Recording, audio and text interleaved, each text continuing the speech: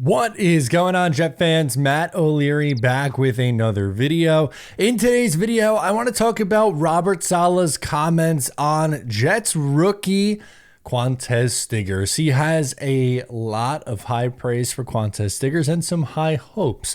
Training camp begins later today. We will have the recap of today's training camp later this afternoon, but wanted to first come on and discuss what Robert Saleh had to say about Qwan'Tez Stiggers, which I think is exciting for someone who was a day 3 pick. Robert Saleh said that they definitely have an NFL cornerback in Qwan'Tez. The Stiggers seem like it's always a guy that's been making plays each and every day. Just kind of what you say from him throughout the 10 days. We're pleased with him for sure.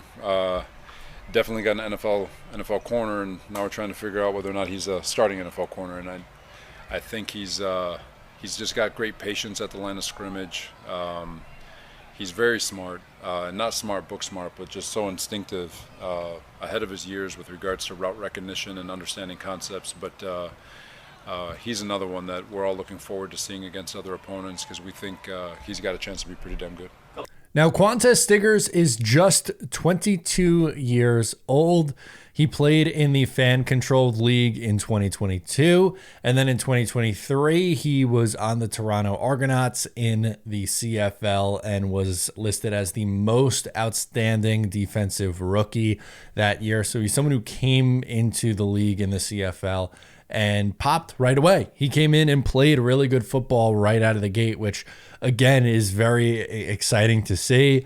And I am excited for him in a Jets uniform, and so is Robert Saleh. And this is a guy who I think a lot of people, myself included, have been cautiously optimistic about. The Jets drafted him in the 5th round at pick number 176. And with that pick, the Jets took someone who did not play college football. It was interesting to learn about his story. He was supposed to play, and then his dad unfortunately passed away, and then it was the COVID season, and there's just a lot that went into it. His mom got him a tryout in the fan-controlled league, and then he ends up in the CFL, and then drafted by the New York Jets with a chance, in my opinion at least, to maybe eventually start for this team one day. And it's probably not going to be in 2024, and that's quite okay with me because I like the Jets corner trio going into 2024. Sauce Gardner, DJ Reid, and Michael Carter are going to be the Jets, starting trio. And I don't know how many better cornerback groups there are than those 3 guys, being out there on the field at once. But in 2025, more likely than not, all 3 of those guys are not going to be on the team.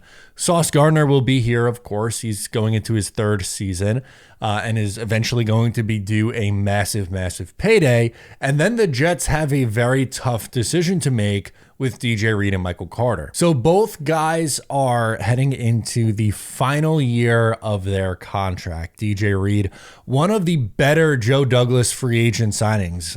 It might actually be number 1 on that list as the best Joe Douglas free agent addition because he's come in the last 2 years, been a really good corner. Again, probably one of the best number 2 corners in the NFL.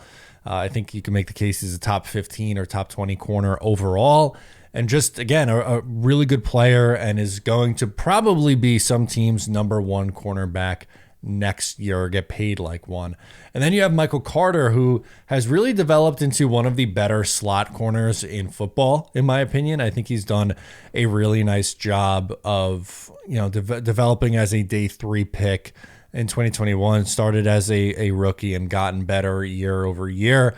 And he is also in the final year of his rookie deal. So which one do you pay? Do you go with DJ Reid or do you go with Michael Carter? And for me, I think if the Jets choose Michael Carter, which I think makes more sense, he's younger, slot corners don't make nearly as much money as outside corners. And for DJ Reid, you're going to be having to pay a 29-year-old corner another, big contract. And for Reid, I think someone's going to give him probably close to $18 million a year to be a number 1 corner somewhere. And I don't think the Jets could spend that much money and then also have to pay Sauce Gardner at some point very soon too. and allocate that much money at the cornerback spot, which then means that you're going to have to find somebody else. And Qwan'Tez Stiggers, I think, is going to get the first crack at that next year.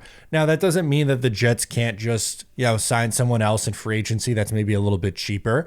That's also a route that they can go. They could head into the NFL draft and use, one of their picks in the first couple rounds on that position to have someone come in and be plug and play. But I think in the Jets' mind, they really do think that Qwan'Tez Stiggers could be someone who could come in and play and start for you. And again, it doesn't have to be this year, but I think you feel pretty confident with where he is so far in his development.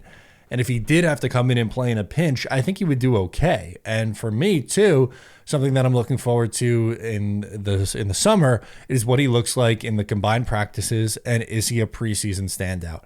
I think more likely than not he is going to be, just because he stood out at OTAs, he stood out at minicamp, and he stood out in training camp. So every single part of the offseason, it feels like he has gotten better and better, and he has been making plays throughout the time. So don't be surprised if he continues making plays, and also don't be surprised if he is a starting outside corner in 2024 or 25, for the New York Jets. I think he can do it. The Jets defensive staff has shown time and time again that they've developed day 3 talent before. They've done it at corner. I think there's a world where he starts for this team one day. But I want to hear from you. Do you believe in the Qwan'Tez Stiggers hype? Let me know down below in the comments. I'm Matt O'Leary, and I'll catch you next time.